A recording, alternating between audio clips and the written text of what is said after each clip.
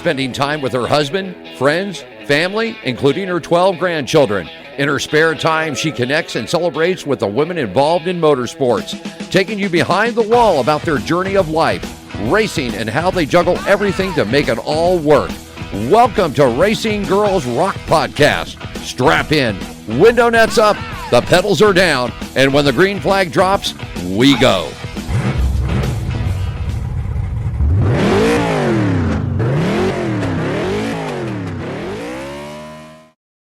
Hello, everyone. This is Melinda Russell with Racing Girls Rock Podcast. And my guest today is Dalaney Dunn. I've known Dalaney for now probably a couple of years. I think we connected really early on when IWMA started in 2017. She was one of the first gals that showed interest and became a member, and she's a lifetime member with us. And then we actually met at the PRI show in 2019, I believe, maybe 18 even, I'm not sure.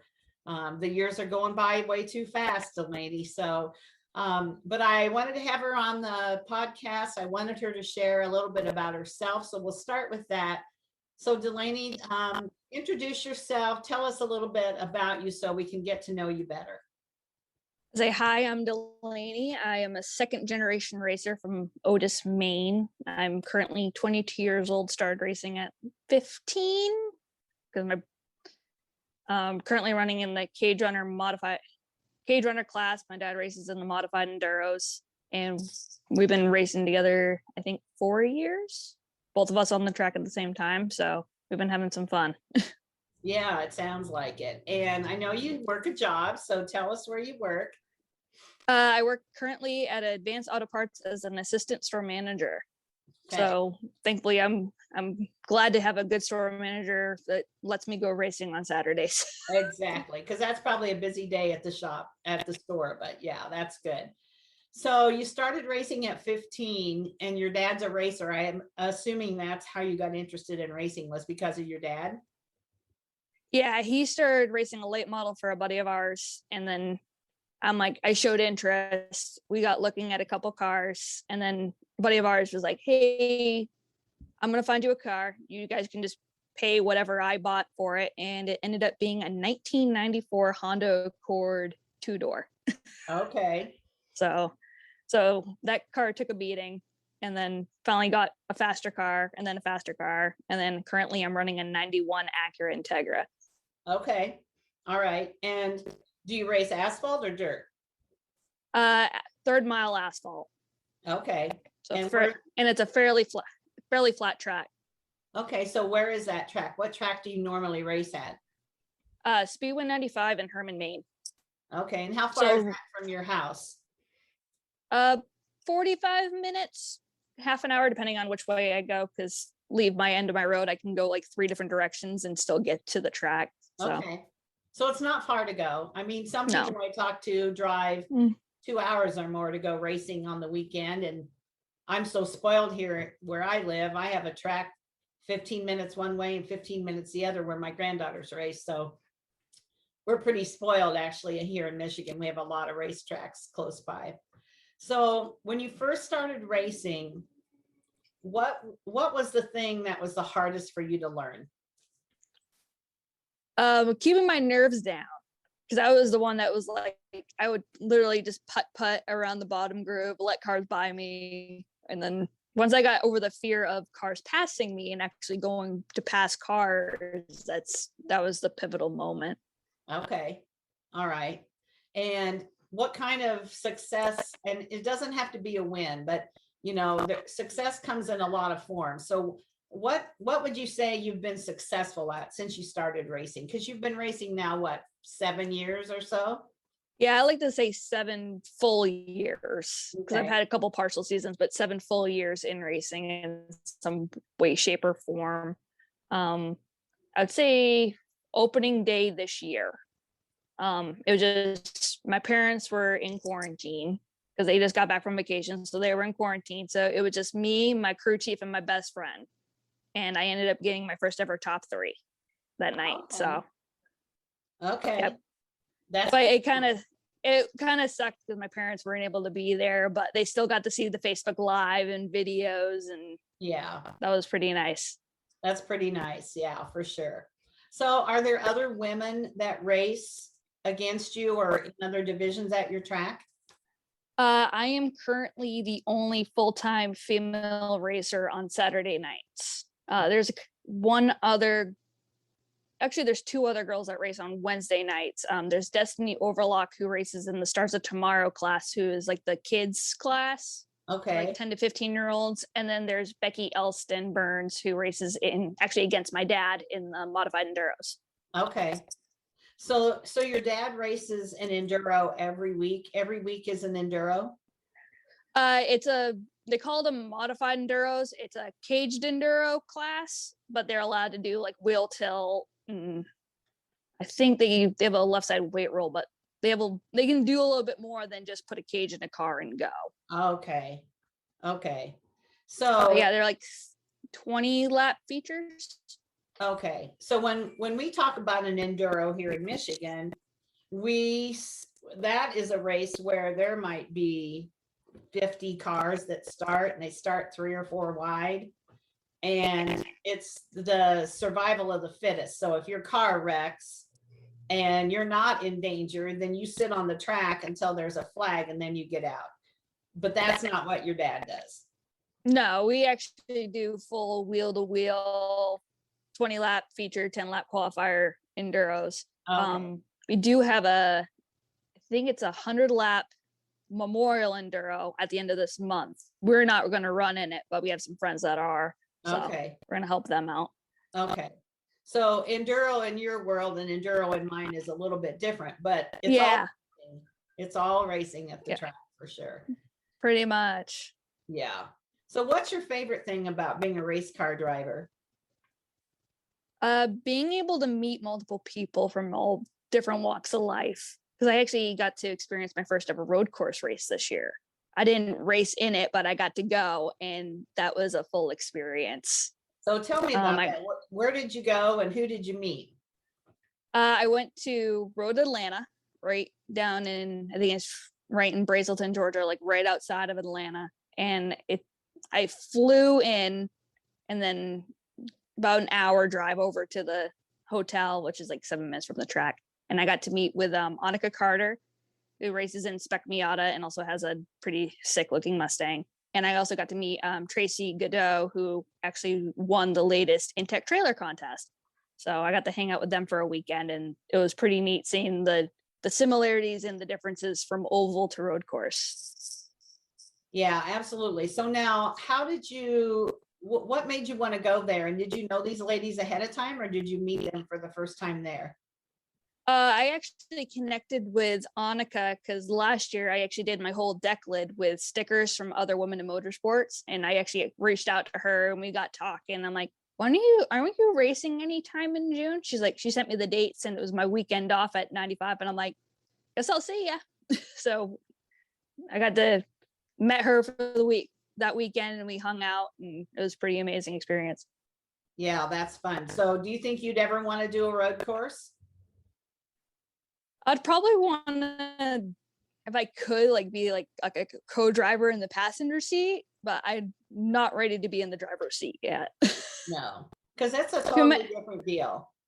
Oh yeah, they put me in a car on the last day. They had a driver education session, so they put me in a car with an instructor, and I was holding on for dear life.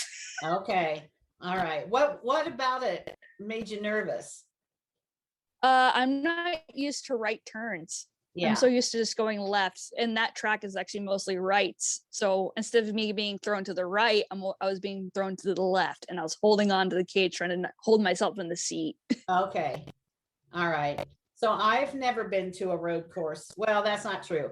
I've been to a road course motorcycle races, but I've never been to a road course car race. And so I'm going to the Indy race in Nashville the first part of August, and to an amazing women's event that's going to be happening on the Friday of the race weekend.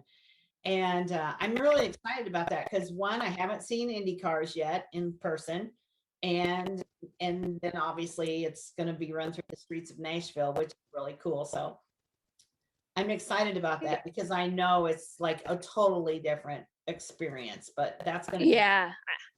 I feel like a street course would be completely different than an actual like road course, Yeah. because we actually could get like in a truck and like drive to different parts of the track because the track was so big that we couldn't see it all in one spot. But I feel like with the street race, it might be a little bit harder to navigate. Oh yeah, I'm going to have a seat to sit in. So when they go zoom past me, then I'll get to see.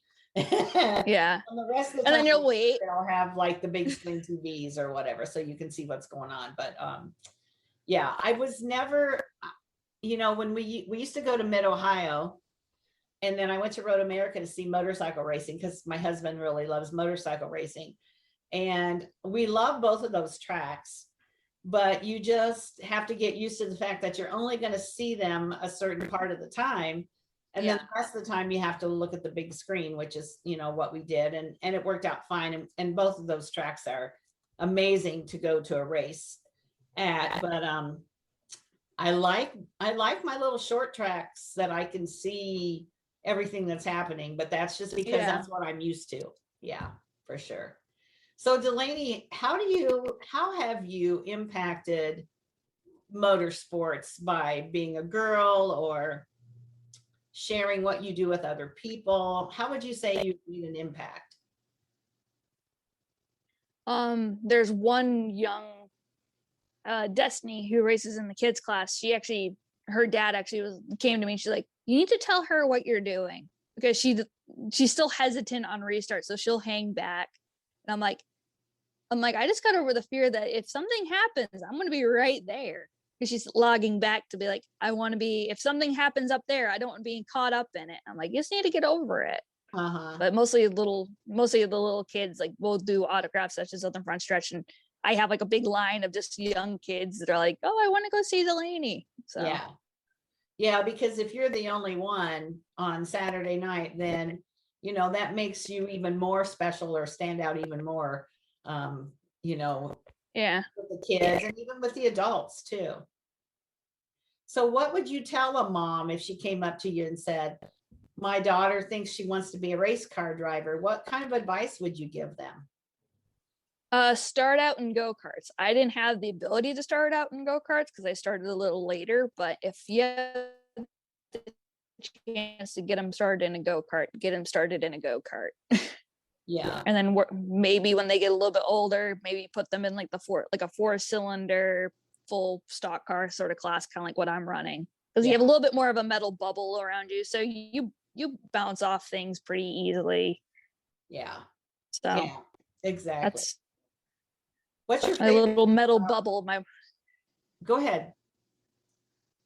Oh, I like having my little metal bubble around me. For protection. My little steel bubble. Yeah, absolutely. So what's your favorite thing about driving? Being able to do multiple laps door to door with another car. Okay. Like, literally, like, you're not getting any edge, they're not getting any edge, just door to door, side by side for multiple laps. Yeah. Because that's when you really know your car's handling good, because you can run on both the top and the bottom. Yeah. So that's good. So where do you see, so tell me a little bit about your car. What class is that you run in? It's a 91 Acura Integra, and it's called the Caged Roadrunners. Well, there's a class called Roadrunners that don't have roll cages. They're just like take the windows out and go. So this is pretty much a Acura Integra like you would take off the road, stripped all of the interior out besides the dashboard, and put a 4-point roll cage in. Okay. I still have a full containment seat. I like to say I look like an astronaut when I get in the car, but pretty much all the standard safety stuff. It's just we're only allowed so much wheel tilt. Okay. All right. And so what's the next class up? Are you looking at some point to keep moving up to different classes, or you really like this class and you want to stay here for a while?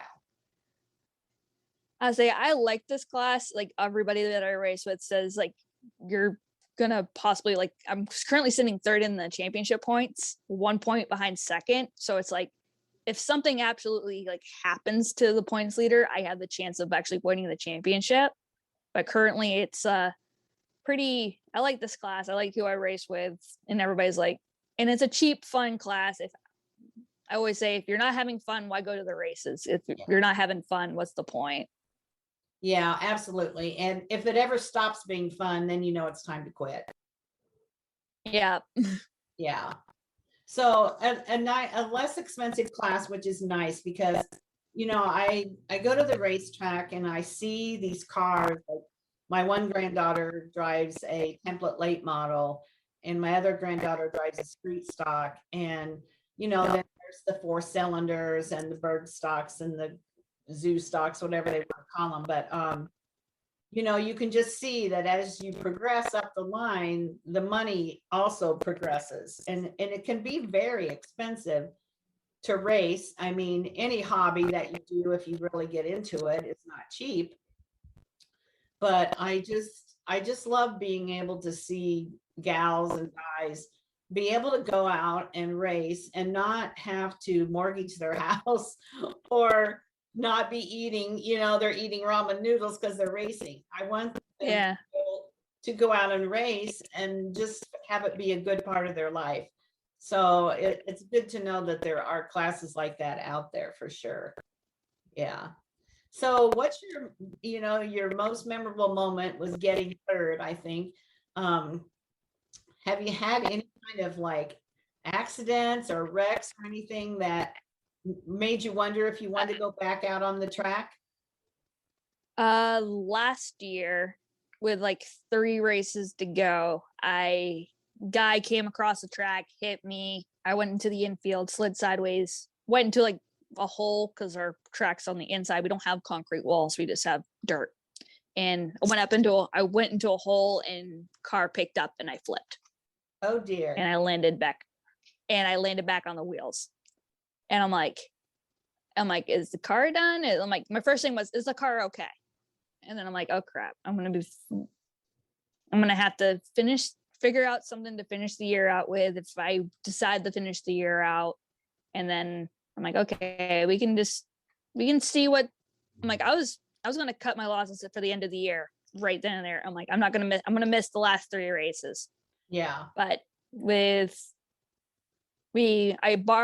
had the ability to borrow a car the next week. And I'm like, okay, and now I'm like, either gonna have to find a car or wait to finish, just not run the last 2 weeks. Well, my parents bought me a new car for the last 2 weeks. Yeah. So they're like, you're doing good, you're making good progress. Here's a car. Yeah. And so is that the car that you're racing now? No, that's the car I started the year out with. I actually had to get a car partway through the year. Just frame was so soft that if I hit anything, it would just crunch in on. I'm like, yeah, I don't want a car that's gonna become a taco. So I got a little bit more rugged. Yeah, a little bit more rugged car, and that's what I'm currently running. Okay. Same platform. It's still an Acura Integra. It's just a little bit older. Okay. All right. Sounds good. Well, you know, I've, like I said, we've met, you know, through social media, and then we met at PRI, and you've been such a good supporter of IWMA, and I followed you. I knew you had some wrecks, but I wanted you to tell us about them. But yeah, you know, being a gal and you're the only one, I'm sure they just treat you like another guy at the racetrack. Do they, Delaney? Do you get any special treatment? I have not really, but I have had like multiple racers. Like, we're not even racing, but we go to like a convoy event where a racer passed away, so everybody's like driving their trailers and stuff to a track, and they're like, I really like racing with you. I'm like, okay. I'm like, yeah. They're like, no, like, I really like racing with you. Like, you're not gonna like dive under me and then push up into me. And I'm like, you actually hold the car down, and I like racing with you. I'm like, thanks for the compliment. Yeah, that's nice. Everybody seems, you know, yeah. and it's way less than it used to be. It used to be, you know, gals would have guys who thought they didn't belong there, and etc. every once in a while you hear a story about and it's usually an older guy who doesn't think that women belong inside a race car. But I think overall that whole philosophy has changed. I see women being accepted more and more. They're taking leadership roles, they're winning championships. And I just don't see the men even maybe thinking twice that it's a woman in the car. What's your experience there at your track? I have raced in 3 different classes at the track. So it's like they're all 4-cylinder cars, but they're all like different levels. Like you have the kids class, and then you have a little bit more advanced 4-cylinder class, and then you have what I'm in, which is like the in between. And it's to the point where everybody has nicknamed me kid, because I'm like, you've seen me since I was 15, but now I'm 22. There's still people racing that are younger than me, but I'm still kid. Yeah. But I'm like, I want to do something on a car where it's like they call me kid, and it's like a bandit or Western style car. But that'd be fun. That would be fun to do that. Yeah. Yeah. So a whole bunch. Go ahead. Yep. No, you go ahead. I just know what I want. I was just going to ask you, you know your story better than I. Is there anything that I haven't asked you about that you want to share about your racing, or do you have sponsors? Do you want to mention any of your sponsors or people? I just picked up a new sponsor, which actually they sponsor my dad, and then they saw me doing really good this year, and they're like, "Oh, I want to sponsor her car too." So they're going to sponsor both of our cars. That's TMM Builders in Hancock, Maine. And then I've had a good sponsor for the last 2 years, Wicked Munchies, which is they actually opened at the beginning of the pandemic. So all they do is curbside pickup. Like you order on your phone, pull up, and they bring your food out to you. Okay. So they've actually done really well. Yeah, especially if, that was the only thing you could do was go through McDonald's or somewhere, the drive-through. So that was, if they were going to open, that's the way to do it, right? Deliver the food right to the car. Yeah. Oh, yeah. Yeah, that's good. So how does your mom feel about you racing? She does Facebook Live. So that's the fun thing, is like she'll do Facebook Live for my features, and then I'll watch them back, and just seeing her reaction to, like, she's usually praying most of the time when I'm on the track, and then somebody gets near me and she's like, "Don't you dare touch her." Yeah. That's what I do when my daughter's racing. Yeah. Yeah. But so she's supportive of you. Yeah, it took a while, because right before we actually had a car all lined up to buy for me for my first ever car, and then my dad got in a bad wreck, and she's like, "No, let's wait a bit." So we waited a bit. So, and then that's when we got my Accord. But I actually, if my dad didn't get in a wreck, I would have been racing a Volkswagen Beetle. Okay, that would have been fun. But the girl who I actually am friends with, the girl who bought it, and that car was so top heavy, and the way the track is made, anytime we got sideways, it would roll over. I'm dear. Yeah, good thing we didn't buy it. Yeah, I'm glad you didn't buy it too. That's good. Yeah. Well, Dalaney, this has been a pleasure to actually get to talk to you face to face. We don't get to actually see each other very much, although we do stay in touch through social media. But is there anything else that you would like to share that I haven't asked you about? A couple years, actually.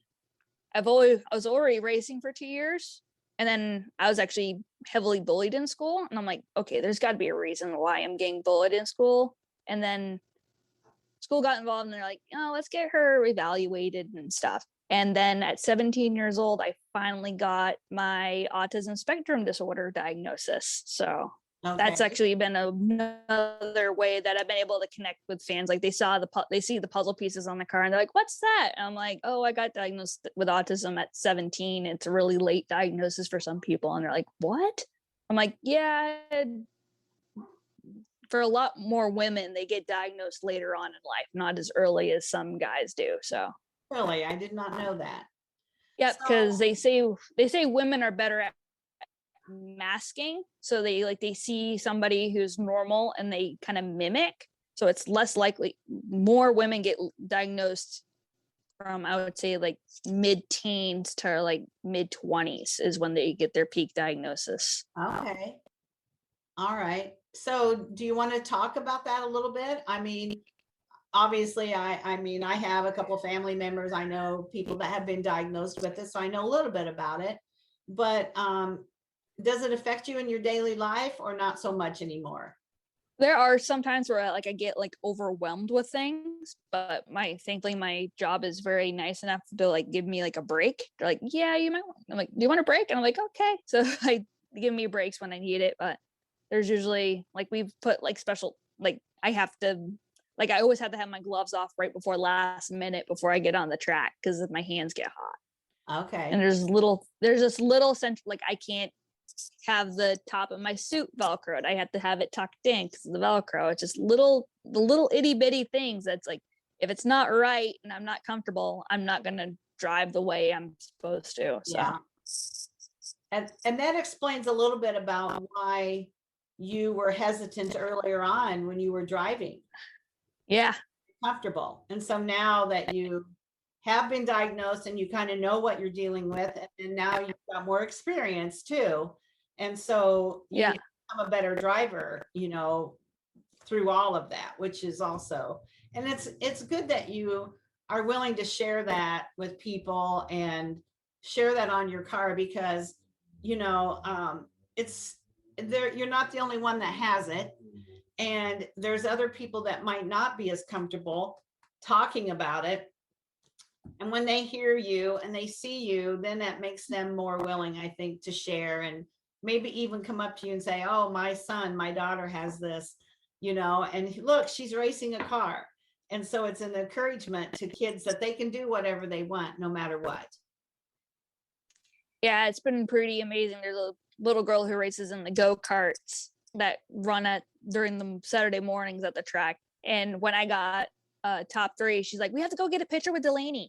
And I'm like, because they're always in the pit. They're like, we have to go over and see Dalaney. So she came over and she's like, I want to get a picture. So I'm like, I had her hold the trophy for the picture and we got a picture with the car. And she thought it was the coolest thing that I got top 3. And I'm like, now I need to come. You've seen me race. Now I need to come to one of your go-kart races. Yeah, there you go. And you'll have a fan for life. And then as she grows up, you'll become friends. And that's pretty cool. And maybe one day we'll be racing next door to door with each other, hopefully. More than likely that will happen because as she gets older, the age gap doesn't seem quite as big. And then you'll be racing against each other. That would be fun, wouldn't it? Yeah. Yeah. So she's currently in like the kids carts, which is like 4 to 7 years old. So she's having a blast in that. And when she first started, like it was like good luck get her even in the cart. But now she's going out there having no issues. She's like, yeah, Lainey can do it. I can do it. Yeah. Yeah. So you're impacting kids and maybe more people than just everybody doesn't come up and make it vocal to you, but they're watching you and they're seeing what you're doing and you're making a positive impact on people, which is awesome, Dalaney. I'm proud of you. Thank you. Yeah. Well, it's been a good day here talking with you. I appreciate that we could find a day that you were off work. So Wednesday you're off work. I know you said it was raining out there and hopefully the rain quits so your dad can race tonight. And then I'll keep following you on Facebook and we'll stay in touch like we have been. Any final words that you'd like to say? A big thing is never give up. Like you may get a little fender bender, but as long as your car still was running, don't give up, keep going. Good advice. That's good advice in racing and in life, isn't it? Yeah. Yeah, absolutely. Well, thank you, Dalaney, for being on here. And hopefully we'll get out your way someday and get to watch you race in person. I would love that. Oh, that would be amazing. Yeah. All right. Thank you. No problem. Thank you for listening to Racing Girls Rock Podcast. Follow us on Facebook at International Women's Motorsports Association or on Instagram and Twitter at the IWMA Nation. And if you know someone that should be on our show, drop us an email at iwmanation@gmail.com.